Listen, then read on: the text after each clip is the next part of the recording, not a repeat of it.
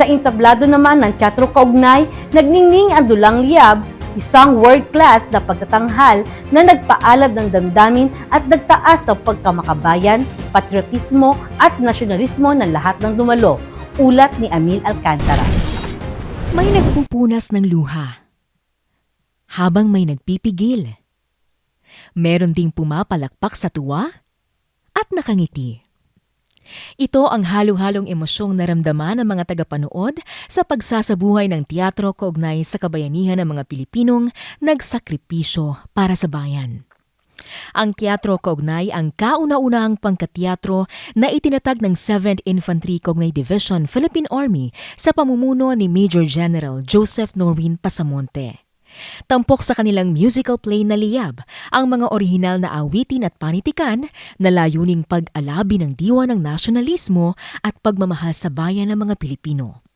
Sa pagtatanghal ng teatro kaugnay sa Camp Aguinaldo, Quezon City noong Marso 30, pinuri ng Chief of Staff, Armed Forces of the Philippines o CSAF na si General Romeo Bronner Jr. ang kanilang showmanship at ang kahalagahan ng mensaheng hatid ng Liab. I'd like to encourage you to show this to more audiences. As I said, dalhin natin sa PMA, dalhin natin sa mga universities. Sa ROTC, may pakita natin para mahikayat natin ang mga estudyante na mag-ROTC. And especially, para ma-develop yung patriotism ng ating mga kabataan. Alalahanin natin yung mensahe nitong Liab. Buhayin natin ang apoy ng ating damdamin para sa ating bayan.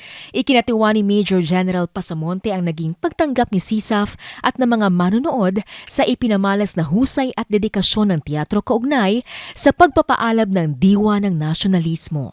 Very proud, very proud. Third time ko napanood, but still, mapapahikbi ka pa rin. It's a world-class performance actually. We were able to deliver the message. Nakakatuwa kasi talagang nagigising yung nationalismo, patriotism. Kung magkakatotoo, we will be going all around the Philippines, performing sa lahat ng divisions, sa lahat ng unified commands. Ibinida naman ang tagapagsalita ng AFP na si Colonel Francel Margaret Padilla na nararapat rin itong maipakita sa buong mundo.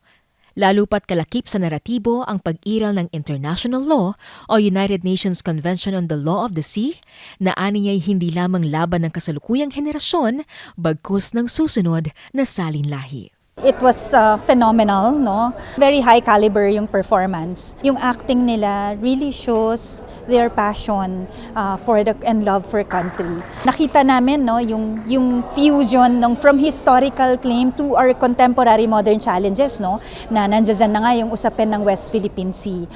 Samantala, umani pa ng papuri ang Liab mula sa mga dumalo sa programa, kabilang ang mga uniform at non-uniform personnel ng AFP, kanilang mga pamilya at mga kinatawa ng iba't ibang national agencies at organization.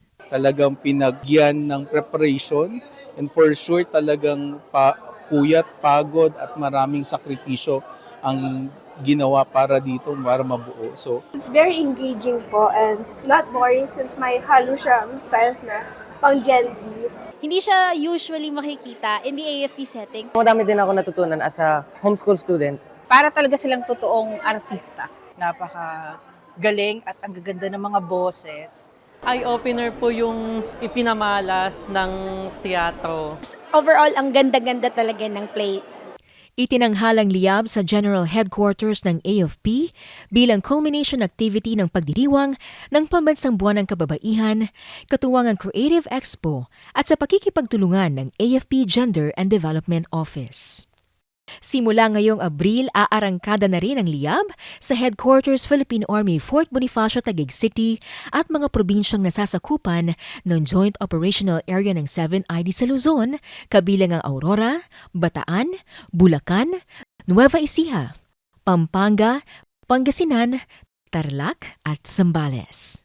Mula rito sa Tejeros Hall, AFP Commission Officers Clubhouse, Camp Aguinaldo, Quezon City, ako si Amil Alcantara, ang inyong pamilyang kaugnay para sa matatag na hukbong katihan ng Pilipinas.